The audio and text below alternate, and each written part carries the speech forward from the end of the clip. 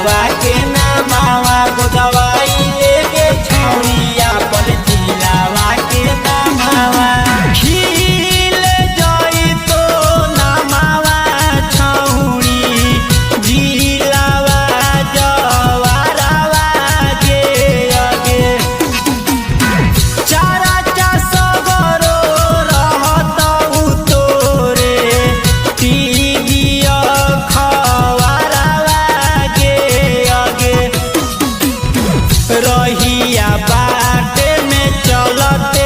सभेनी हार तो दानावा के आगे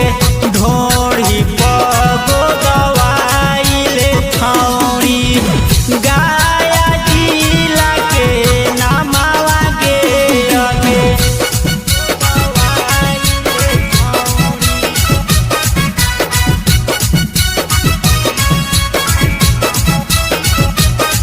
गोदवाई लेके छौड़िया पर